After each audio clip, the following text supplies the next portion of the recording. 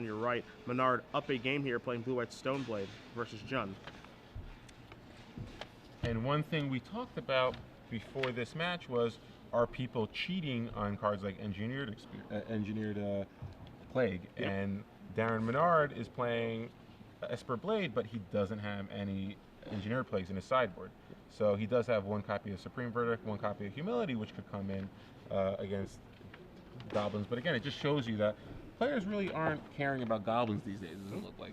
And it looks like for the most part, you can deem his deck Esper Blade because he does have Surgical Extraction, but he doesn't have any actual black mana or black cards in here. So if you want to call it Esper Blade, you can. You can also just call it Blue-White Stoneblade. Either way, I mean, he does have a black card, yes, but it looks like he doesn't have that discard that you see from on the Esper Blade decks right now.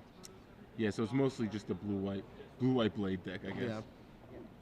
And so we see here again, Minard is going to be up the game. We'll find out what that Pithing Needle is naming. See what he's trying to shut down, and we see. My guess is a Deathrite Shaman that's in play, perhaps. Yeah. So it looks like Tyree is putting up a relatively good fight in game 2. He's got double Dark Confidant in play, so it looks like he's going to be able to gain a little card advantage off of Darin. Here's the Mishra's Factory that's going to be activated. We're going to try to figure out exactly what the game state is and what kind of turn we're on. It feels like game 2 may have just started here. Yeah. We're in the opening turns. You see 2 Dark Confidants in play. And both players do have, well, at least Zach has a lot of hands, a lot of cards in his hand, like some extra draws there from the Confidant. And we're going to see the Factory try to jump in front of the, a Deathrite Shaman or a Bob? Okay, so it's going to be a Bob. Oh, wow, and interesting. Tyree did actually have a Punishing Fire there, Yeah. but chose not to use it mostly because, the Mishra's Factory could pump itself, I suppose? Or did it have summoning sickness? Maybe it came in the turn. Well, yeah, it may have had summoning sickness, actually. Who knows? Yeah. So the Pithing Needle is naming Deathrite Shaman. So Deathrite Shaman is basically just a 1/2 attacker for this game. Sanctuary Cat. Meow. In this current situation, it seems okay. It's better than nothing. Yeah. And if he does want to get Deathrite Shaman back online, you see in Tyree's hand, he does have an Abrupt Decay for the Pithing Needle. So if he wanted to start draining and gaining life and adding extra mana, he can. As we're going to see Dark Confidant turn over a mystery card there for Tyree.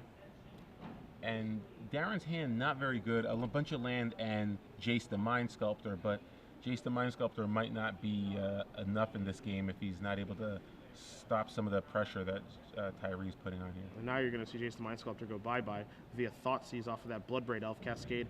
Tundra, Plains, and Flooded Strands are the cards revealed to that. And I think so we're going to be moving on to a game 3 here. Yeah, Darin's soon. Attacking for 6, dropping Darin to 6, so effectively on a 1-turn clock now. Doesn't even have enough mana to cast his top deck Supreme Verdict. So Vendilion Click is the draw here.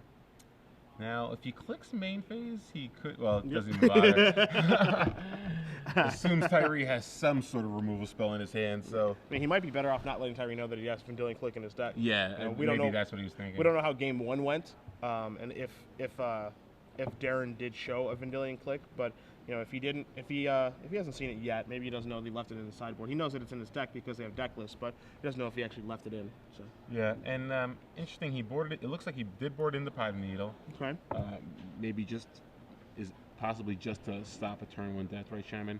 Not sure what other cards he's really afraid of here. Well, you see Liliana the Veil. That's certainly one.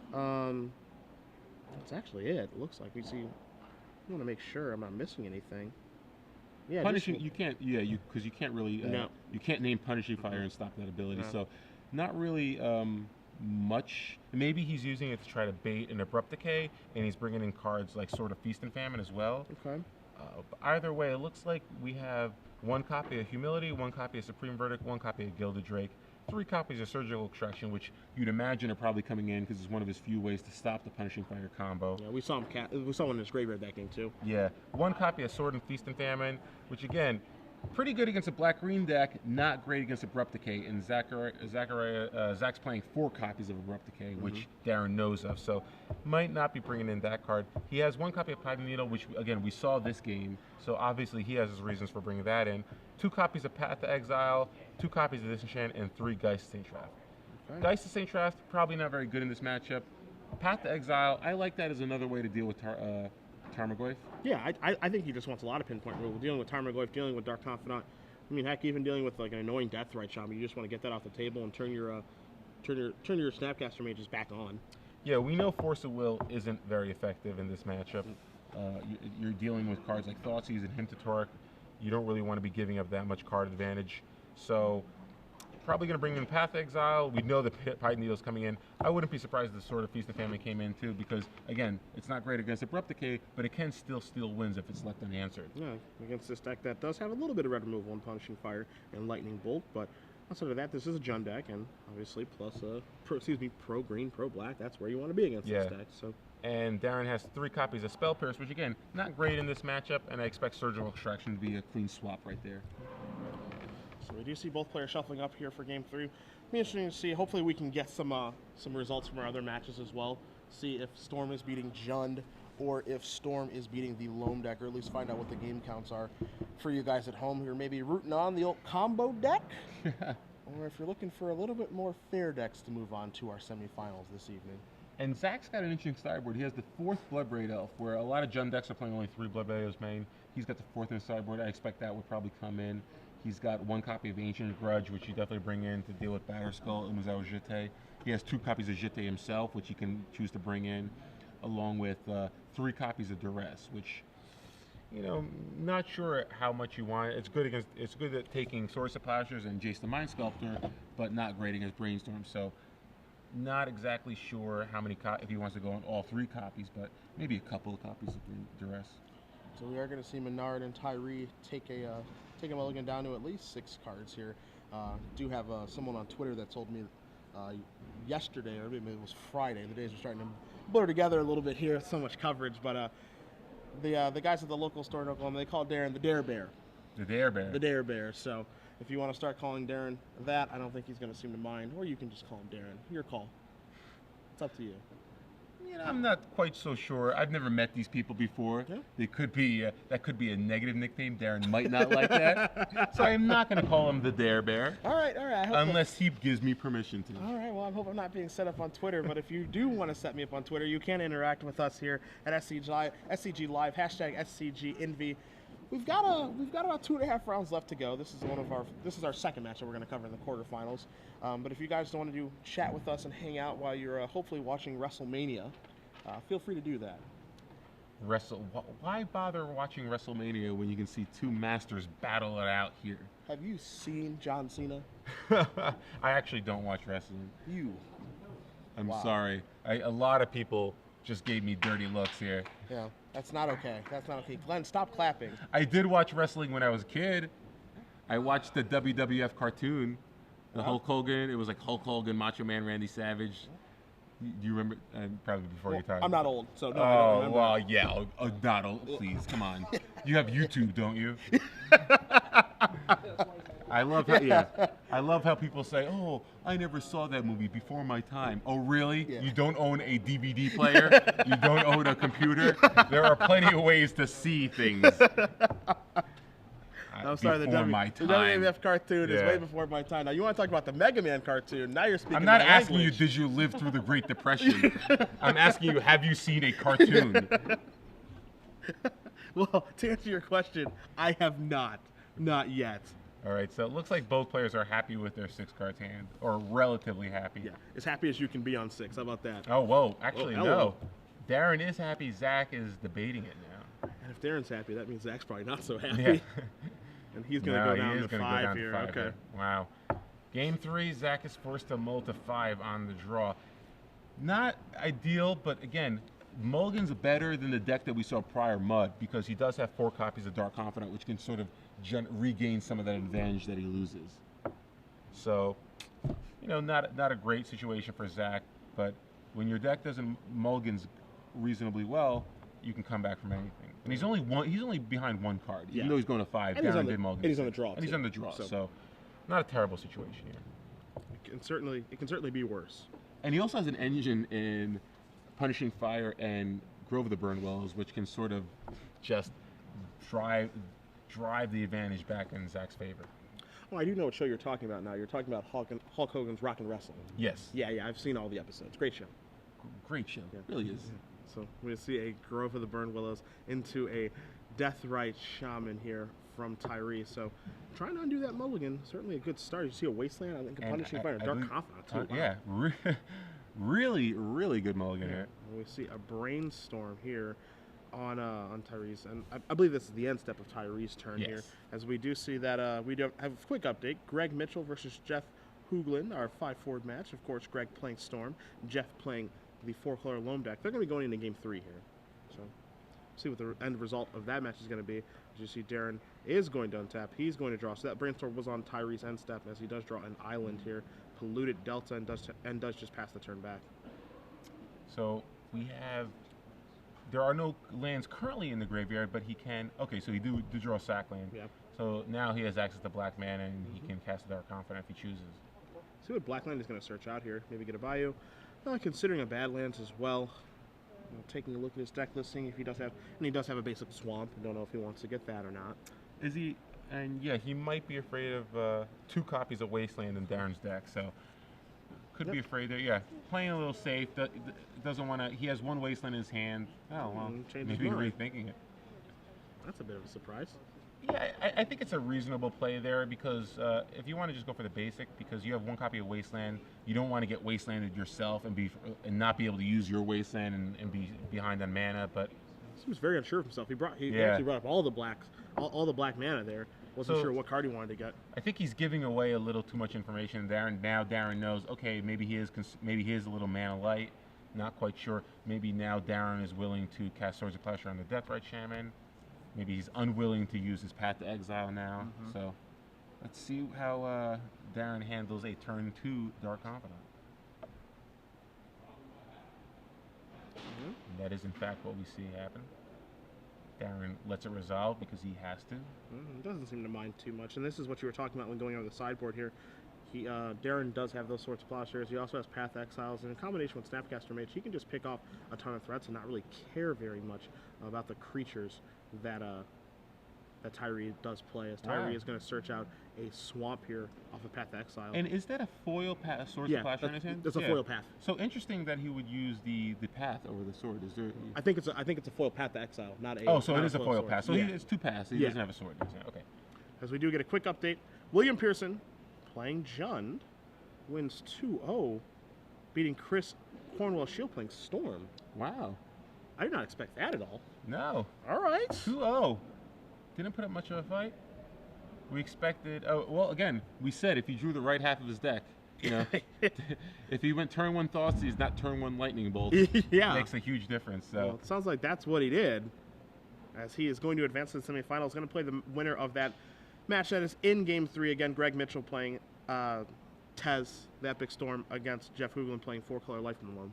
Looks like Tyree might have missed an attack last turn, but he does have he did draw Liliana, and he still has that Wasteland, so let's see how he plays this turn. He could play the Liliana and try to uptake it, but we know Darin does have a Snapcaster Mage, so he could technically attack the Liliana still if Zach actually attacks with the Deathrite Shaman. Yeah.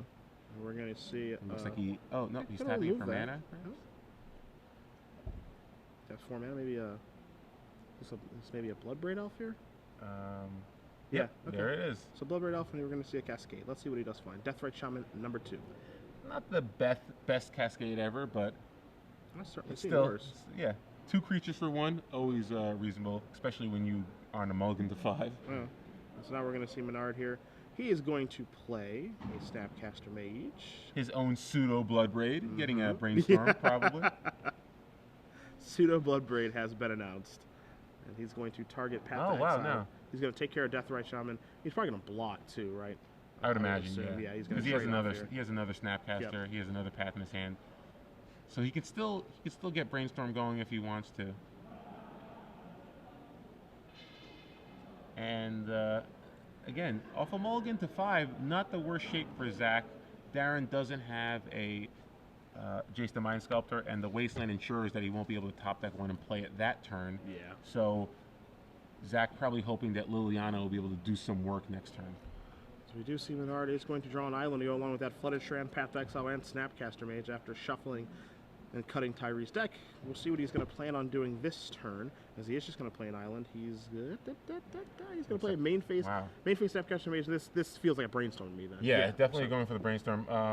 Pretty aggressive there. I'm not sure why he needs to do it in the main, but he did draw some gas. He has that sort of Feast and Famine. However, it's not going to be that effective against Punishing Fire and Grove of the Burn Willows. So we do see a Vicious Factory, a Sword of Feast and Famine, and a Flooded Strand. And he's going to put a couple cards back there. Wants to hide that sword from a little bit of discard. So that's gonna leave him with a Path to Exile, a Flooded Strand, and a mystery card, which is the Factory in his hand. Quick result update for you guys, really quick. Jeff Hooglin does win with the 4-color Loam deck. So both Storm decks gone. Yep.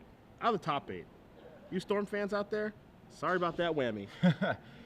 So pretty good turn here for Zach potentially. He can play Liliana. He could cast Punishing Fire, targeting the Snapcaster Mage, and then he can uptick the Liliana, forcing Darin to discard one of his lands, likely a Flooded Strand.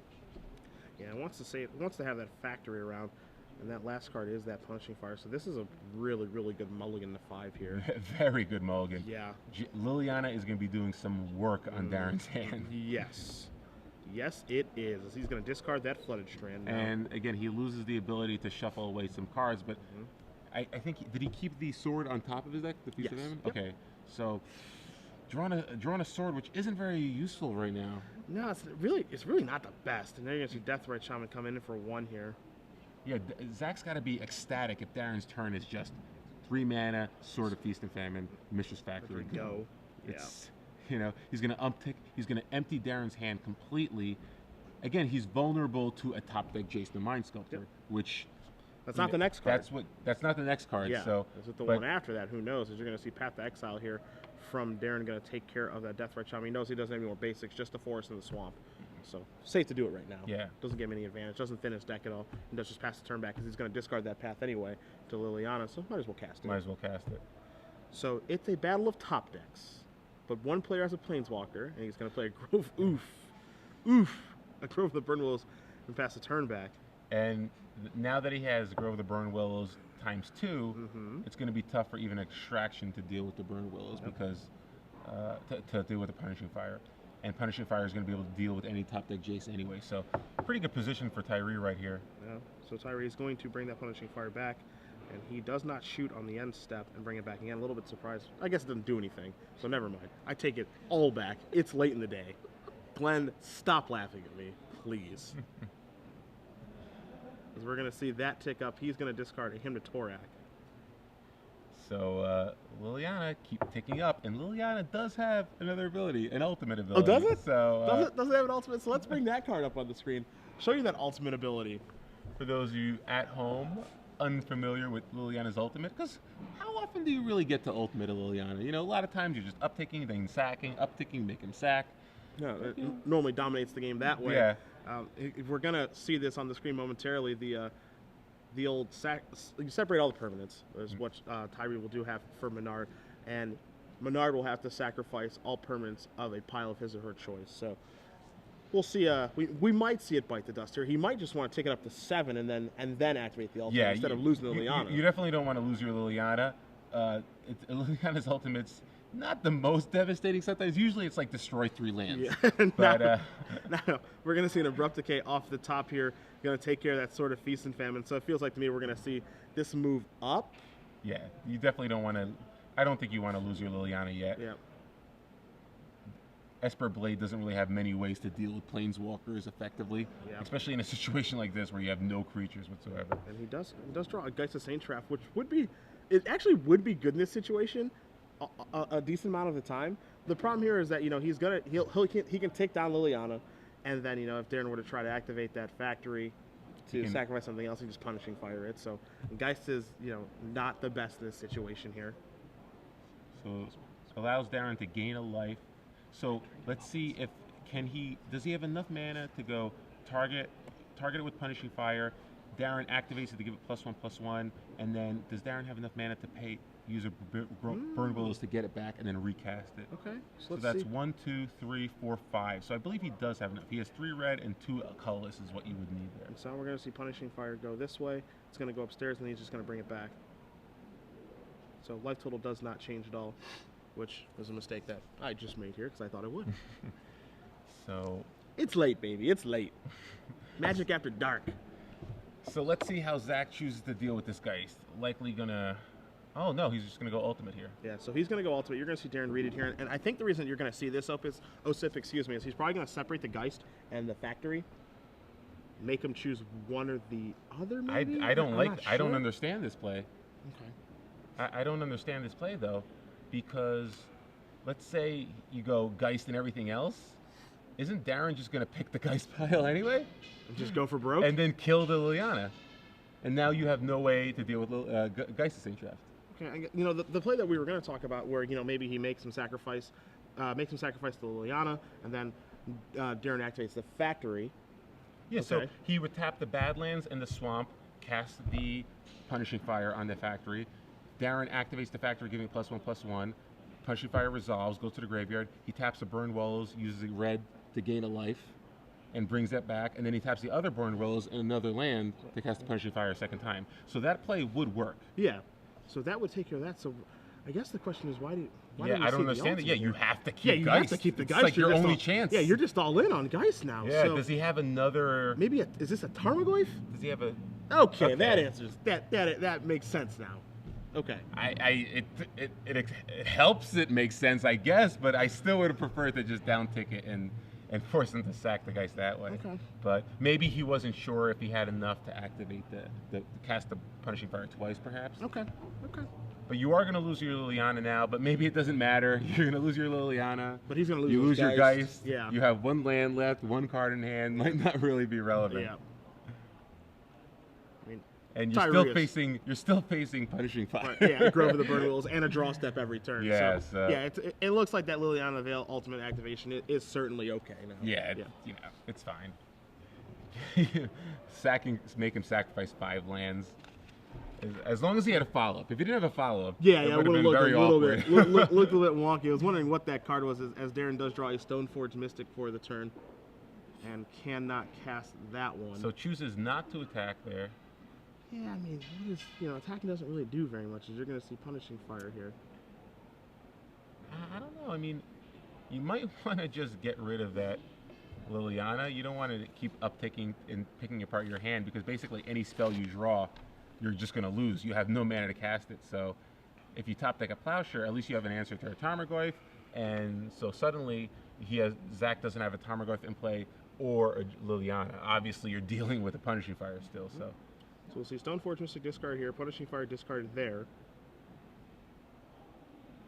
And now that you do have Liliana up to 2 counters, basically threatening to take care of that Geist Saint Draft the next turn. Maybe we do finally see an attack with the Geist Saint Draft. Basically trying to kill Liliana, but basically accomplishing the same thing, because it's going to die next turn, it looks like. Yeah, it's going to die next turn no matter what. Or not necessarily. Zach could uptick it one more time, so maybe Darin just goes for it now. I mean, bad situation either way. Yeah, no one's saying this is a good situation at all. So just a matter of how Zach navigates the next few turns here, that's all. So there is one of the 2 Wastelands that Darin does have in his deck. Problem is, of course, there are multiple problems, honestly. Well, there are 2 Grove of the Burn Willows, is certainly one. This is the thing. It looks devastating for Darin. I'm not saying it's not. But he has to give himself some position to win by Zach getting a little loose. So it's going to involve a sequence of cards, but if he Wastelands one of the Groves, that's step 1. I think you have to deal with Liliana, which so Zach decided not to uptick. He's going to just deal with Geist. That's actually good for Darin. So now, if Darin draws a Swords, he deals with the Tarmogoyf. If he draws an Extirpate, suddenly he deals with the Punishing Fire as well. Sure. Because now Zach only has 1 Grove of the Burned Willows, so he can't actually respond to the Extirpate anymore. What if he has another Liliana of the Veil? Listen, I didn't say it was going to be easy. I'm just saying there are a sequence of plays that Darin could make that could possibly pull it out. Well, I don't think that involves Tyree playing a second Liliana Veil, ticking it up, and then playing a Dark Confidant after attacking with a 6/7. Rome wasn't built in a day. As there, there's the plow. I told you. Listen, obviously, if Zach draws the nuts, it's going to be tough. But you got to put yourself in a position to win. Yep. So now we're going to see a Dark Confidant trigger here from Tyree after that Swords just happened. Tyree's going to gain its life from the Swords, of course, here, which is what they're marking down. Want to make sure they do have the life totals correct. And we'll see a Dark Confidant trigger most likely here. I forgot to mention that those draws also involve Darin hoping Zach bricks a couple turns. Yeah, bricking over the course of multiple turns. Yeah, you need him to brick for a couple turns, but again, it's better than nothing. Yeah, he's on like a 2%er to win this game, but a 2%er is not a 0%er. Yeah, like John Finkel says, you got to play every little edge you can. And so the edges are going down every turn, though? They're being rounded off? I should probably just stop talking, because every time I say anything to try to encourage Darin's fans at home, something terrible happens. As you do see a Tarmogoyf here, he's going to bring back a Punishing Fire, and I don't think, even though we're trying to draw up situations that Darin can come back here, that he's going to be able to. You're going to see Tyree sacrifice a Verdant Catacombs, get a land out of his deck, probably go upstairs with the Punishing Fires. He does search out of bad lands, and it looks like we're going to see Zach Tyree move on to the semifinals here. I just don't think Darin can come back. From a mulligan to 5 to one of the most dominating board positions we've seen all weekend. Yeah, I got to agree with you. You know, I didn't even think that Darin really drew that value this game. 2 Snapcaster Mages, two Path Exiles, a Brainstorm. He cast Brainstorm twice this game and just didn't get anything done. He drew his sideboard cards, you know. He drew a couple of them. He had double Snapcaster. He had a Brainstorm, but just, kind of just ran out of gas there. Things just kept turning, and Zach drew Punishing Fire combo, which is very good when you're bringing in equipments. Yeah. When your opponent's bringing in equipment, rather. Yep. So now we're going to see Tarmogoyf and Bobby come across here. And we are going to see a handshake. So Zach Tyree, on a mulligan of 5, Game 3, playing Jun, does defeat Darin Minard and his blue-white Stoneblade deck 2-1. He'll be moving on to the semifinals. He is going to be battling Max Teats and all those goblins. Goblins versus Jun. Let's see.